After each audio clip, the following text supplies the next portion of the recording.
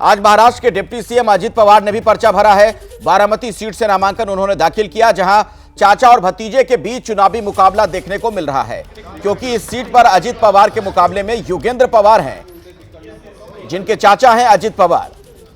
तो खानदान के दो लोगों के बीच मुकाबला। एक और अजित पवार ने नामांकन दाखिल किया, दूसरी ओर योगेंद्र पवार भी पर्चा भरने वाले हैं। और इसके लिए शरद पवार और सुप्रिया सुले बारामती पहुंचे हैं। और जब उनसे परिवार के अंदर सियासी टक्कर को लेकर सवाल पूछा गया, उन्होंने कहा कि यह व्यक्तिगत नहीं, वैचारिक लड़ाई है। और ये देखिए, जब अजित पवार नॉमिनेशन फाइल करने के लिए पहुंचे थे, उस दौरान की तस्वीरें आपके सामने। मेरे साथ मेरे वरिष्ठ सहयोगी गणेश भी मौजूद हैं। गणेश, कुल मिलाकर यह कहा जा सकता है कि घर में इस बार अजित पवार घिरे हुए नजर आ रहे हैं। मुकाबला आसान होगा उनके लिए? जी देखिए, मुकाबला तो तगड़ा होगा और दोनों ही जगह यानी एमबीए और महायुति दोनों गठबंधन को कहीं ना कहीं पूरी मशक्कत करनी पड़ेगी। अजित पवार को चुनौती मिल रही है, उनके परिवार के एक लड़के से चाचा भतीजा समीकरण वापस आ रहा है। जैसे कुछ दिनों पहले छगन भुजबल ने कहा कि सभी भतीजों का डीएनए एक ही तरह का होता है, वो बगावत करते हैं, तो बगावत हो रही है। अजित पवार ने बगावत की चाचा के खिलाफ, तो चाचा अजित पवार के खिलाफ अब योगेंद्र खड़ा है। एक और भतीजा जो महाराष्ट्र की राजनीति में बहुत बड़ा नाम है, वो राज ठाकरे।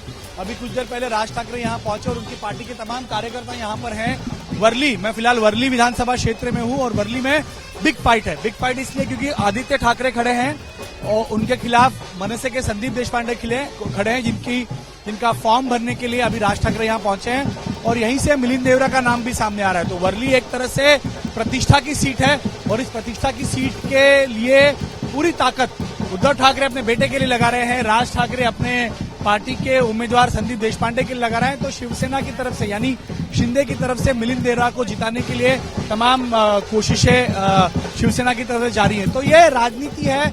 इस बार हम देख रहे हैं कि चाचा भतीजा समीकरण बहुत ज्यादा दिखाई दे रहा है, चाहे वो बारामती हो, चाहे वो वर्ली हो, चाहे वो माहिम हो, मुंबई हो, जहां जहां देख रहे हैं वहां पर एक तरह से परिवार के लोग आमने सामने आए हैं और डायनेस्टी यानी परिवार के सदस्यों को ही टिकट देने की बड़ी होड़ है।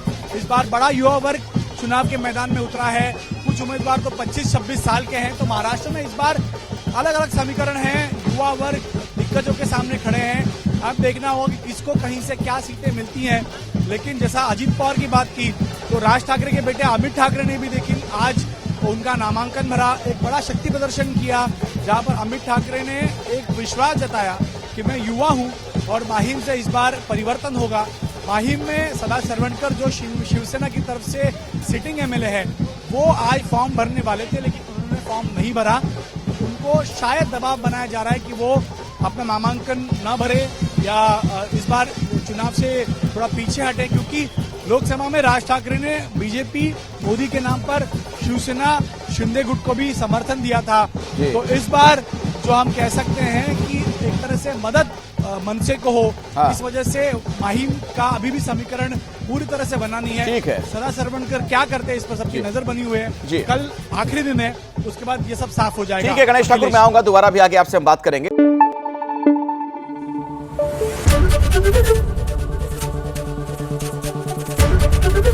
एबीपी न्यूज आपको रखे आगे।